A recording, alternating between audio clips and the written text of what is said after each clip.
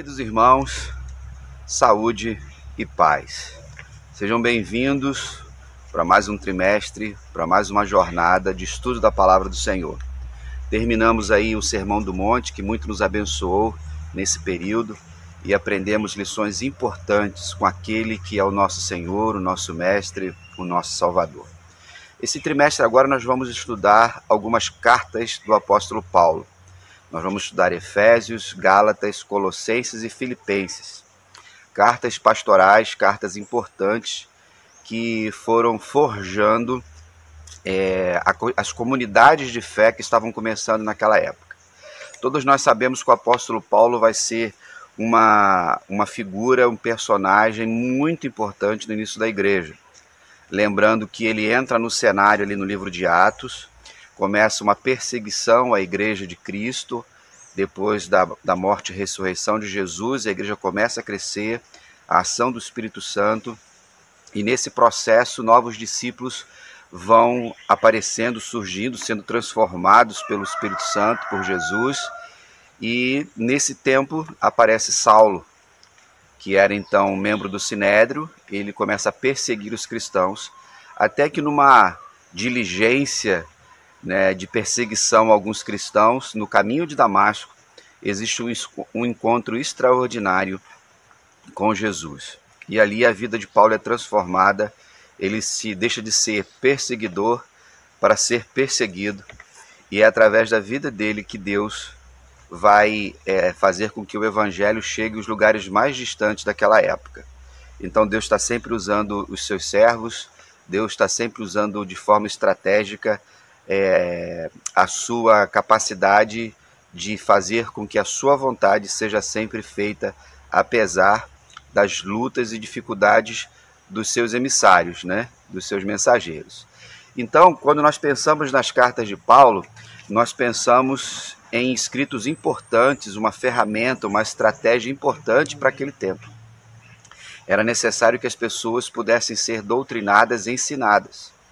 Então, a proporção que ele começou a andar pelas cidades e pregar o evangelho de Jesus, ele deixava um pequeno grupo, que nós estamos muito acostumados a usar essa expressão, treinava a liderança, e as cartas eram maneiras de você, à proporção que os acontecimentos iam surgindo, ele dava orientações.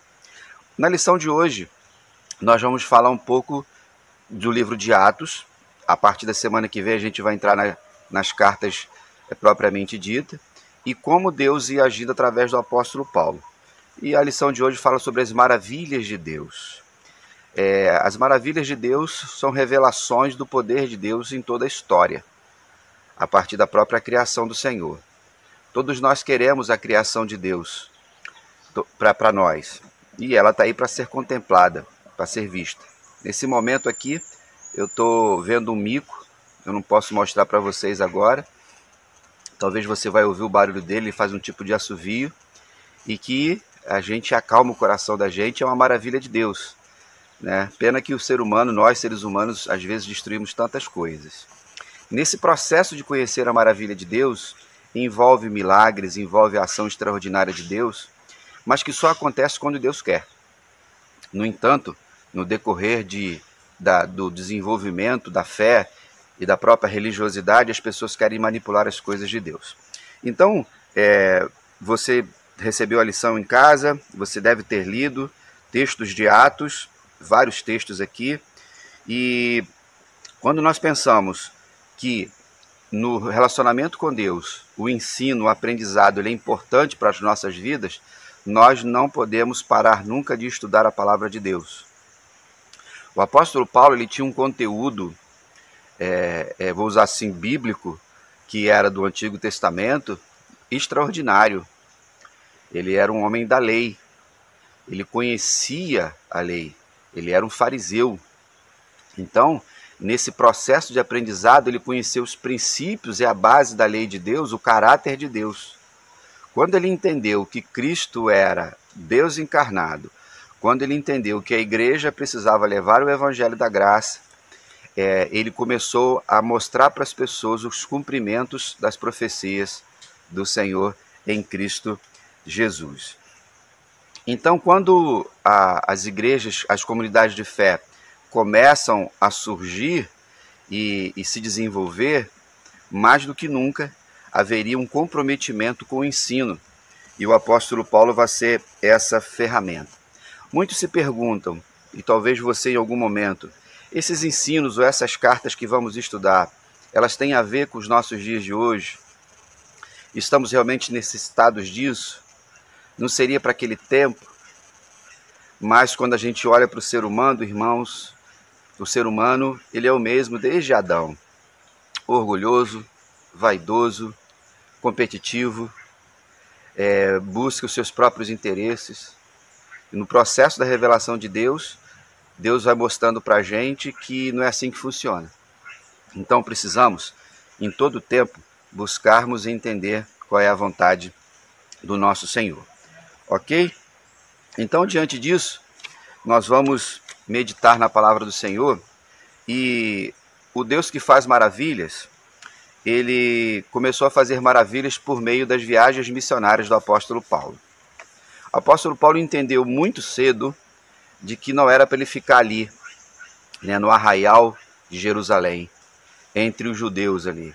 Ele foi treinado ali um pouco, ele teve com os apóstolos, Barnabé foi um instrumento de Deus, Silas esteve ao lado dele, e nesse processo de aprendizado, Deus já foi colocando no coração dele esse entendimento de qual era a missão que ele tinha. Então, as viagens missionárias foram importantes para que o evangelho pudesse seguir em frente. E se eu estou falando para você nesse momento, é porque alguém nos evangelizou. Missionários norte-americanos, batistas do sul dos Estados Unidos, vieram para cá há 150 anos para trazer o evangelho de Cristo.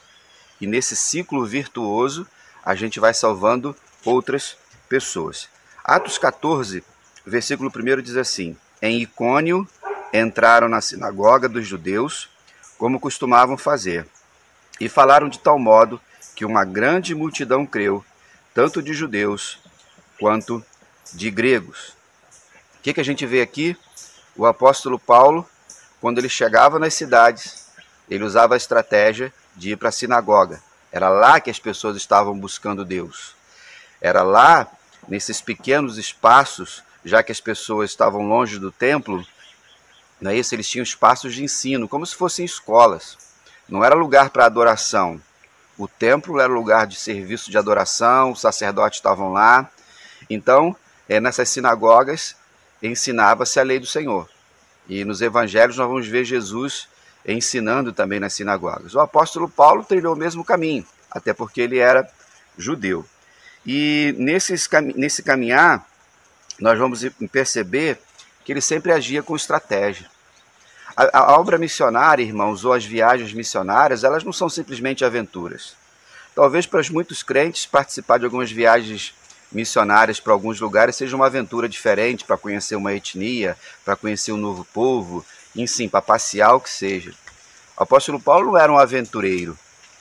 Ele tinha a certeza do seu chamado e sabia que, ao chegar no lugar, ele precisava agir. E a estratégia era estar junto daqueles que estavam estudando a palavra de Deus. E aí, ele já aproveitando o seu tempo, ele iniciava o que nós chamamos de discipulado, que era o ensinamento para as pessoas de uma forma bem próxima e ensinando princípios espirituais importantes.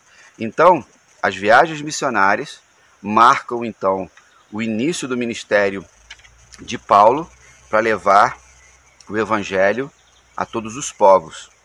E vocês leram aqui que as pessoas recebiam Jesus, tanto judeus como gregos. Então era influência grega naquela época mais do que em outros momentos. Não é isso? Bem, a gente então vai para a segunda maravilha de Deus.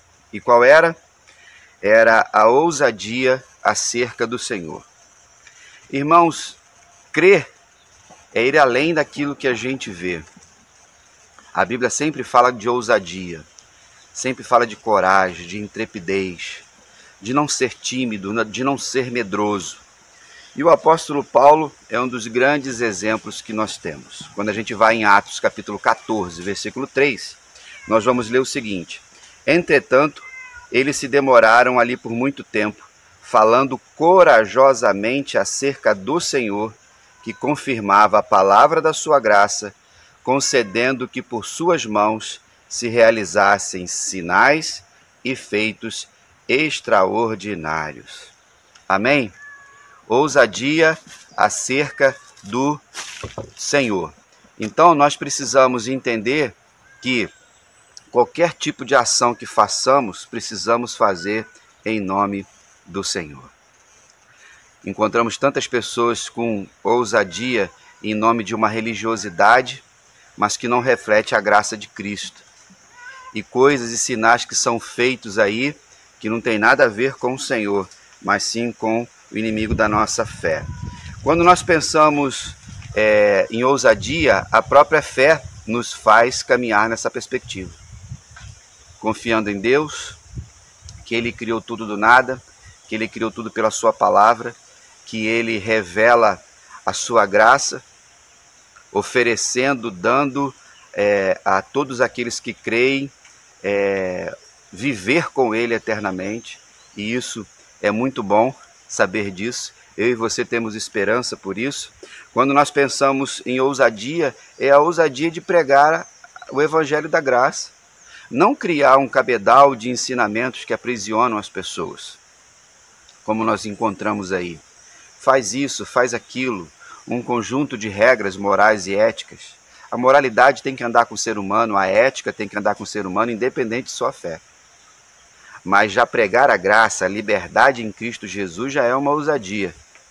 Você vê aí quanta gente com nome de cristão, igrejas pseudo-evangélicas, com seus pseudos pastores, gente que mente, gente que manipula, gente que busca o poder e aprisiona as pessoas. Aprisiona as pessoas em várias questões estranhas. Agora, irmãos, ousadia não é violência. Ousadia não é valentia. Ousadia não é grosseria.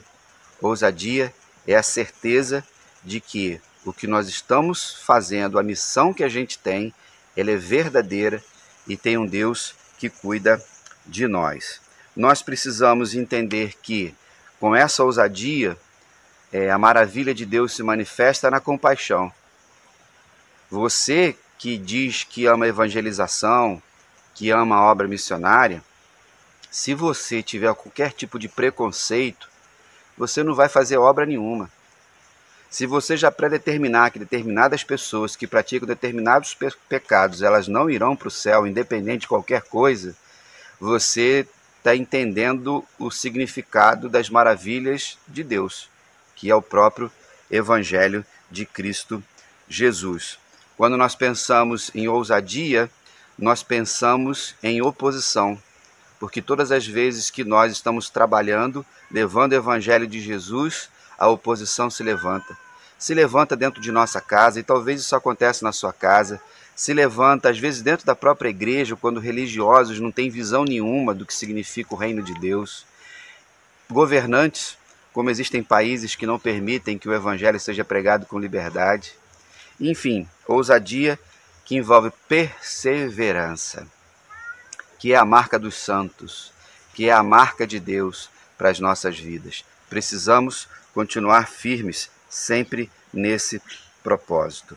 Quando nós entendemos isso, a gente vai seguir em frente e os sinais vão seguindo a gente.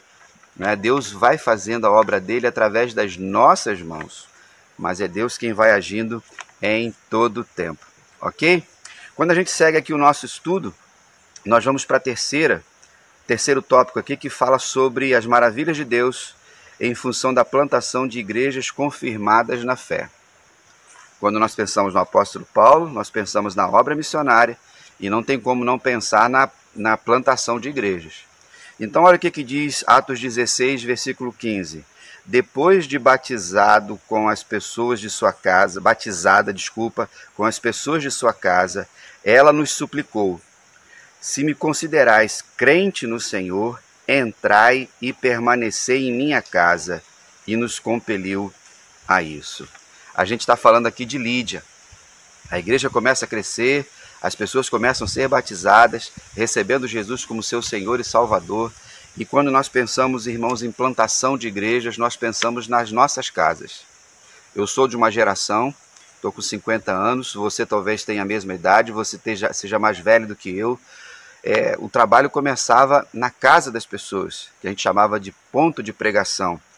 E gradativamente aquele projeto ia se desenvolvendo, começava com cultos nos lares e daqui a pouco virava uma missão, uma congregação, até ter condições de organizarmos em igreja.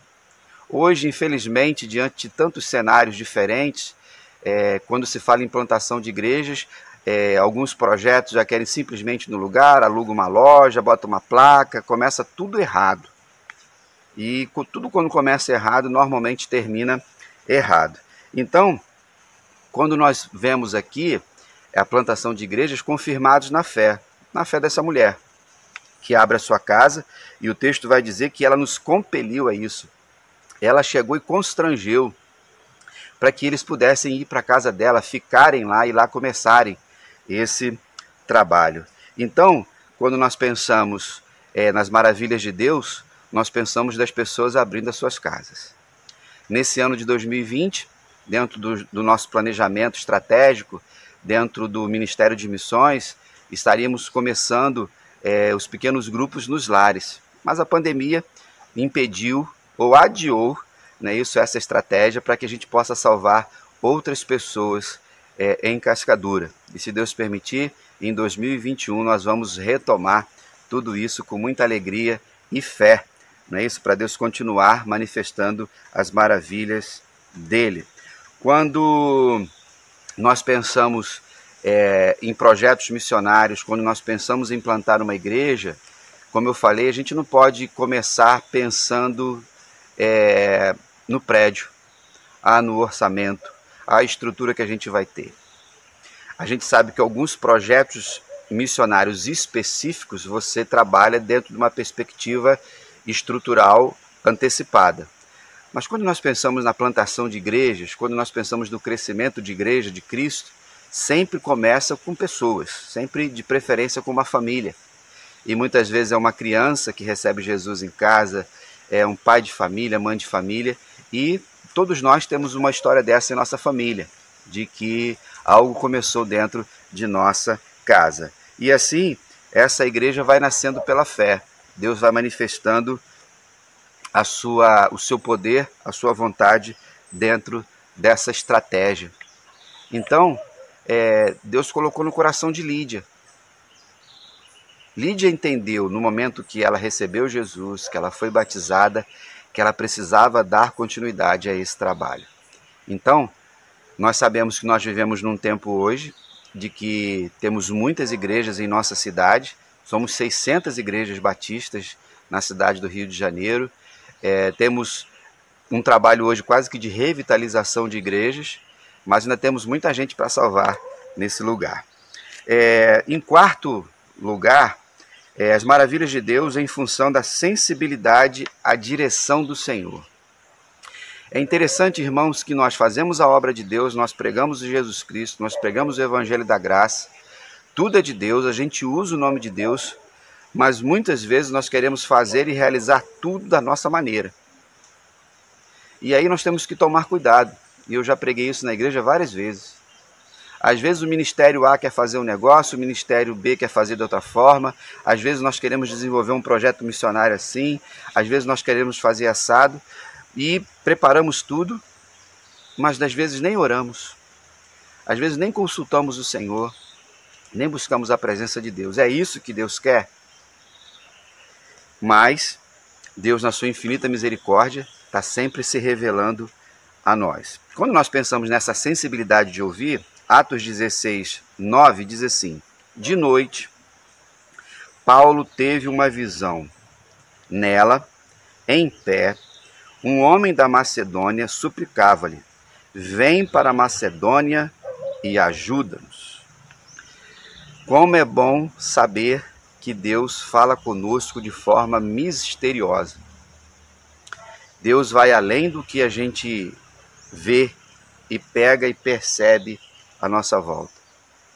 Quando Deus falava com os seus servos através de visões e sonhos, Deus falava direto com a alma, dentro do coração desse seu servo, para não haver nenhuma interferência da mão humana. Nós sabemos que Deus usava os profetas, e quando Deus falava, confirmava no coração das pessoas. Mas encontramos aqui o apóstolo Paulo sensível à direção do Senhor. Correto? Então, a visão de Deus, no sentido de revelação de Deus, ela sempre vai nos levar a um lugar que Deus quer. E aí a gente tem que fazer isso com cuidado, a gente tem que fazer isso com devoção, com humildade diante do nosso Senhor. Então aqui o apóstolo Paulo estava pregando, o apóstolo Paulo estava ensinando, o apóstolo Paulo estava plantando igrejas, ele estava seguindo, fazendo a vontade do Senhor, e estava no comando de Deus. E aqui Deus vai mudar a agenda dele, porque ele vai ter que ir para outro lugar. Muitas vezes isso acontece conosco. Às vezes não entendemos por que Deus muda a nossa agenda. Eu já fiz alguns questionamentos a Deus no meu ministério de projetos que eu estava coordenando, que eu estava administrando, que estavam indo tão bem, que estava crescendo, se desenvolvendo, e de repente Deus muda a nossa agenda. Deus revela para a gente aquilo que a gente quer. Aí a gente precisa fazer o que, irmãos? Obedecer. O que nós temos que fazer é a vontade do Senhor, porque é a vontade dele. E aí, se nós colocarmos as nossas prioridades, ou o jeito que a gente quer realizar, vai dar errado. E, irmãos, não importa o tempo. Nós precisamos então ter sensibilidade, discernimento, para compreender a economia de Deus, a estratégia de Deus. Muitas vezes nós estamos olhando para uma região, nós estamos olhando para um bairro, nós estamos olhando para uma cidade, nós estamos olhando para um público-alvo, e temos ideias interessantes, e nós batistas somos um povo missionário. Mas nem sempre Deus quer agir daquela forma. Então, quando Deus vai nos direcionando, Ele procura de forma clara e objetiva buscar a isso. E lá na Macedônia, precisava de ajuda, e Deus vai levar o apóstolo Paulo para lá. Agora, quando nós temos interesses pessoais, irmãos, interesses familiares, usamos o nome de Deus de forma errada, mais cedo ou mais tarde, as coisas vêm à tona. Todos os irmãos acompanharam, estão acompanhando desde o ano passado, o desdobramento do assassinato do pastor Anderson do Carmo, que envolve, não é isso, a cantora, pastora e deputada Flor de Lis. Essa semana, diante das investigações, a polícia chegou à conclusão, melhor dizendo, de que ela foi a mentora do assassinato do próprio marido, envolvendo filhos biológicos, filhos adotados, envolvendo dinheiro, envolvendo tentativa de envenenamento até o assassinato. Olha o que eu vou falar aqui agora. Considerando que tudo que a polícia investigou é verdadeiro, essa mulher, como todos que estavam com eles, eles eram lobos disfarçados de ovelha, falsos profetas. Pode cantar bonito, pode pregar bonito, pode adotar as pessoas, desenvolver projetos sociais, pode usar o nome de Deus na política. Perceberam como é que Deus não se deixa escarnecer? Lucas 12 fala sobre isso, né? Que não existe nada encoberto que não seja trazido à vista, que não seja esclarecido. Interesses pessoais. Quantos nós conhecemos isso? Em nossas igrejas também, quando as pessoas querem poder, quando as pessoas só estão na igreja porque querem administrar o projeto tal, querem o cargo tal, e assim vai. Para Deus, 10 anos ou 100 anos não é nada. A pessoa pode ficar aí no ministério poderoso, falando de maravilhas de Deus, escreve livros, tem sonhos, visões, poder, mas não tem Deus. Deus vai dando corda, Deus vai dando linha, até que Ele puxa. E quando Ele puxa, Ele revela toda a podridão que está no meio do povo, porque não segue a direção de Deus. Então, nós precisamos estar atentos ao clamor das pessoas, que você possa buscar isso em Deus, ficar com seus ouvidos espirituais atentos à vontade do Senhor. O apóstolo Paulo, então, imediatamente responde ao chamado de Deus de direcionamento e vai para outro lugar. Em quinto e último lugar, nós pensamos que as maravilhas de Deus, em razão de ter como meta o crescimento poderoso da palavra de Deus. A palavra de Deus em si tem o poder, mas tem o poder primário de quê, irmãos? Revelar quem é Deus e transformar a vida de uma pessoa. Vivemos um tempo no Brasil com o crescimento do mundo evangélico, de um evangelho que não é o de Cristo, que as pessoas buscam muito poder. É tamanho de igreja, construção de grandes templos, pastores, apóstolos, bispos, presbíteros e missionários e tanta coisa que os irmãos estão cansados de ver, estão cansados de me ouvir falar também, porque vocês sabem que eu sou um crítico ferrenho a esse tipo de gente que manipula as coisas de Deus, né, e não vive a simplicidade do evangelho. Então, o poder vem de Deus sempre. Em Atos 19, 20, nós vamos ler assim: a palavra do Senhor crescia e prevalecia com poder. Um poder, irmãos, que externamente não existe. Quando nós pensamos em transformação de uma pessoa, nós pensamos na transformação de dentro para fora. Ninguém experimenta uma transformação de fora para dentro. A gente aprende com os eventos, a gente aprende com situações, a gente aprende com a dor, a gente aprende com a alegria, a gente aprende várias coisas, a gente amadurece também. Mas transformação de caráter, só Jesus pode fazer. Se eu e você, no dia de hoje, estamos conseguindo revelar alguma coisa boa, fazer alguma coisa boa, não tenha dúvida de que é a ação de Jesus em nós, o poder da palavra de Deus em nós. Quando nós pensamos em igreja, quando nós pensamos nas maravilhas de Deus, tudo tem que ser alicerçado na palavra. Ah, não adianta nada eu estar aqui, estou aqui no sítio, num cantinho, e aí eu vivo uma experiência extraordinária que eu acho que é Deus falando comigo, aí eu vou criar aqui um momento, né? Eu vou criar aqui uma situação nova. Vamos imaginar que eu estava ali sentado aqui atrás nessa ponte que eu fiz aqui no Rio e de repente eu vejo um anjo do Senhor e aí eu faço o quê? Opa, unção da ponte. Aí eu convido vocês para ficar aqui na ponte. Passa para lá, passa para cá, dorme na ponte, acampa na ponte, sobe na ponte, desce da ponte, pula da ponte. Vocês estão entendendo? Meus exemplos são exemplos muitas vezes cômicos, irônicos, para fazer você refletir de que a palavra do Senhor ela é única.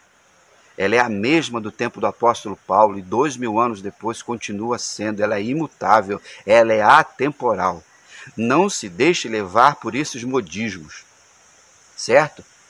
Quer seja a unção da barba, quer seja o tamanho do cabelo, quer seja a manga comprida aqui, quer seja a calça, quer seja não come isso, não bebe aquilo, esquece isso. O evangelho da graça de Jesus transforma o ser humano de dentro para fora. Aleluia. Por isso precisamos estar sempre firmados na palavra do Senhor. Agora, quando nós pensamos em palavra, falar de Jesus é fácil. Tem um monte de gente que prega Jesus aí, canta Jesus. Tem um momento que parece que a gente já não aguenta mais ouvir de Jesus, porque parece que o nome de Jesus na boca de tantas pessoas se tornou algo tão chulo. Mas é viver Jesus. Nunca esqueça que toda a palavra que está escrita, ela é para se cumprir em nós. As promessas de Deus, a revelação de Deus. O apóstolo Paulo, então, quando as igrejas começam a ser plantadas, quando ele começa a ensinar aquele povo, ele entendia a importância, e por isso que as cartas foram escritas, e a gente vai ver o contexto de cada cidade, o que tinha em Éfeso, o que tinha na cidade da Galácia, entre os Filipos, entre a cidade de Colossos, assim como nós, no contexto do Rio de Janeiro, no Brasil também, nos dias de hoje. Então é ensinar Jesus com a nossa vida. Você que está na igreja há tanto tempo, você é exemplo para alguém? As pessoas veem Jesus em você? Ou você é um religioso que está na igreja já há tanto tempo? É bom estar na igreja. Tem gente que está na igreja, tem gente que está no partido político, tem gente que está no centro de macumba, tem gente que está na escola de samba. Depende do ambiente que a pessoa cresceu. Mas quando nós andamos com Jesus, nós então vemos o crescimento poderoso da palavra de Deus em nós e nas pessoas que estão à nossa volta. Então, irmãos, nessa tarde de sábado, precisamos buscar cada vez mais o ensino da palavra do Senhor, estimulando o estudo da palavra de Deus, forjando novas lideranças, pessoas que vão ensinar, pessoas que estarão fortalecendo o coração. E a gente aprende aqui nesse tópico, irmãos, a importância da educação cristã, a importância do ensino na igreja, de investirmos cada vez mais nisso. E não é só ter uma escola bíblica dominical ou uma escola bíblica sabática, que é a que a gente está usando nesse período da pandemia, mas é um projeto, um planejamento estratégico de ensino cristão para nosso povo. Lembrando, irmão, lembrando, minha irmã, que começa dentro da sua casa. Se você tem seus filhos pequenos, adolescentes, você que tem que educar os seus filhos no caminho do Senhor. Nunca esqueça disso. Não terceirize para a igreja. Lembra da expressão, meu filho foi criado na igreja, hoje está no mundo. Não transfira para mim, eu dou suporte como pastor, não transfira para professor de EBD, não transfira para liderança de crianças da igreja, não transfira. Você faz dentro da sua casa, é você que planta a semente no coração do seu filho, e aí no tempo certo vai germinar segundo a vontade do Senhor. Amém? Vamos finalizando, queridos irmãos, essa reflexão que fala da importância da palavra do Senhor, lembrando que o apóstolo Paulo, ele caminhou firme e forte diante de pessoas que queriam desestabilizar o ministério dele, que queriam tirar dele a autoridade, mas ele, firmado na palavra do Senhor, caminhava fazendo maravilhas. Quantas coisas Deus fez através das mãos do apóstolo Paulo, milagres, outros que estavam com ele, situações maravilhosas. Mas nunca podemos esquecer que o sofrimento também fez parte da história dele, mostrando que existe um custo. Talvez você esteja vivendo perseguição, talvez você esteja sofrendo, mas continue firme nesse propósito de seguir Jesus.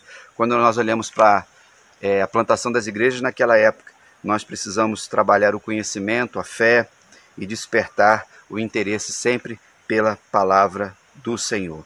E aqui o autor ele fala sobre 3 instrumentos aqui. Ter convicção clara da vontade de Deus e submeter a sua direção. Segundo, reconhecer que somos apenas instrumentos, somos mãos e não as maravilhas. E por último, terceiro lugar, objetivar que o crescimento deve ser sempre da palavra e não pessoal. Amém?